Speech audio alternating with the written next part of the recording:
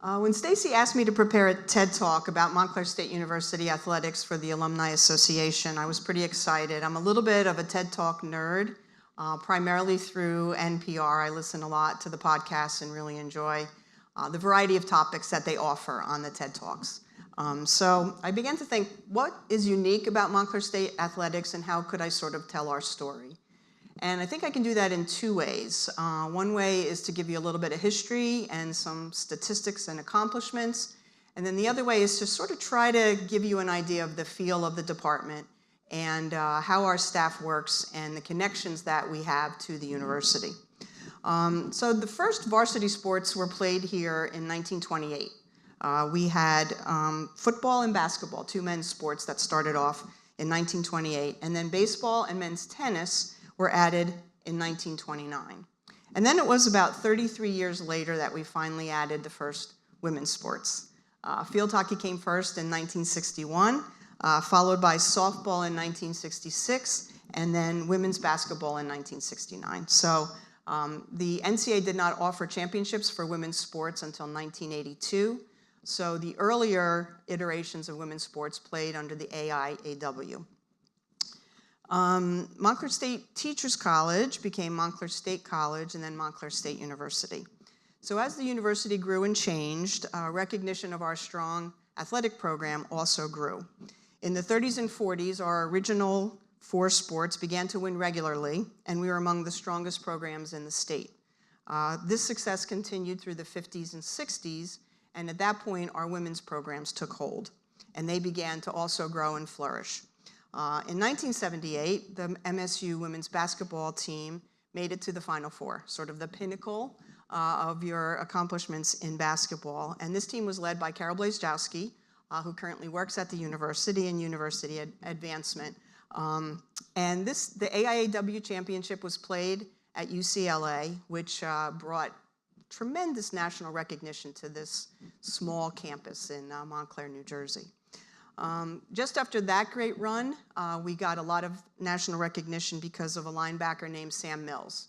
And Sam played for us during his time here as a student. He also played in the USFL and in the NFL. He played for many seasons for the Saints in New Orleans, and he was a multiple-time Pro Bowler. So he was a great representative of the university and ended his career as a coach with the Carolina Panthers, and he actually had the opportunity to coach in Super Bowl 38. Unfortunately, Sam passed shortly after that, but he was inducted into the College Football Hall of Fame, and he just recently was the subject of an ESPN program about a football life. So Sam was another person who brought us great recognition. We've had 3 baseball championships over the years, 1987, 93, and 2000. We had 2 wrestling championships in 1976 and 1986, and another 29 individual national champions in wrestling. Our track program can boast 16 individual national champions.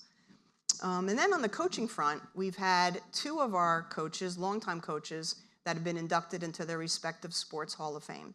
Norm Schoenig, who's also a Montclair State alum, was inducted in the Baseball Coaches Hall of Fame, and Anita Kubica, our head softball coach, was inducted into the Softball Hall of Fame. And then most recently, or coming up, John Davis, our head athletic trainer, will be inducted into the National Athletic Trainers Association Hall of Fame, and that'll happen in New Orleans this June. And these are all great people who gave, or some of them are still giving, many years of dedication and service to Montclair State athletics. Every year we're contending for NCAA regional and national championships, and we are always trying to win conference championships in the very competitive New Jersey Athletic Conference. So our competitiveness has been steady and strong since 1928, and we're very happy 90 years later to keep it going. We've had some fun, memorable moments. We were home for the first nighttime collegiate football game in New Jersey, and that was played on October 3rd, 1941, right out here on Sprague Field, and we defeated Hofstra 13-6 in that game, so that was quite exciting. We hosted our first NCAA finals in 2009 when we brought the Division III softball championship to the MSU softball stadium, and a highlight of that was that Carmen Berra threw out the first pitch, Yogi was in attendance, and everyone who was at the game, you could feel like this hush come over the crowd when everyone saw Yogi. So that was quite a special moment, and he signed commemorative softballs for all the coaches that participated that year. We also hosted the 2012 Ncaa Women's Lacrosse National Championship. 4 teams came here to play that, and we're looking forward to, in 2020, hosting the Ncaa Division III Field Hockey Finals. So we're very excited about doing that. So over these 90 years, we've added sports, we've discontinued sports, we've brought some sports back. Today we sponsor 18 varsity sports, 10 for men and 8 for women. We're home to approximately 550 student athletes, and we play in Division III. And people often wonder, what is Division III all about? We're a large public institution, sort of an aberration in Division III, where 80% of the programs are at small liberal arts colleges, averaging about 4,000 students. Our enrollment full-time is up over 15,000, so we're a little bit different than some of our colleagues in the division, but we still embrace the Division III philosophy. And the Division III philosophy is that student athletes should truly be students. And we're looking to provide them with a tremendous athletic experience, while at the same time giving them opportunities to fully participate in their education and to participate in any extracurriculars other than athletics that they might like to do. As a matter of fact, a lot of our student athletes have part-time jobs, both on and off campus. So we like to think that we are truly the model for athletics in Division III.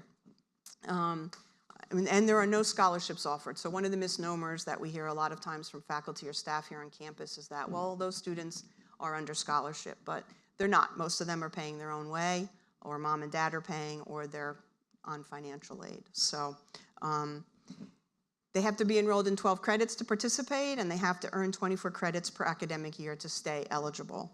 So we really work on them making progress toward a degree, and we'd like them to graduate in 4 years whenever possible. We are a little bit unique in Division III. We're one of the few schools that has a full-time academic advisor. So Tara Reinecker on our staff is our Director of Student Development for Athletes, and she works with them, helping them with their advising, their academic advising, making sure that students are selecting classes that don't conflict with athletics or vice versa. We offer study hall hours for all of our students, and Tara works with our tutorial center to make sure that the students who need tutoring services are getting them. So that makes us a little bit unique in Division III. Not too many schools have that. And one of the things that we're very happy about, and the slides running behind me are a preparation for, is we host a National Student Athlete Day, which is strictly to recognize the academic achievements of our student athletes. So we recognize all students with a 3.0 or higher, Dean's List students, academic All-Americans, our scholar athletes, and our highest grade point average, both individually and teams. And I have to say, there's some competition out there amongst the coaches to win that highest grade point average award. So other than the fact that we're a large public institution, much of what we do is typical for Division III. So what's kind of unique about Montclair State Athletics? I've been here since 1989. I've worked here almost 30 years now. So I've been through a lot of seasons. We host about 115 contests every year. So I haven't done the math, but I think that adds up to quite a few home games.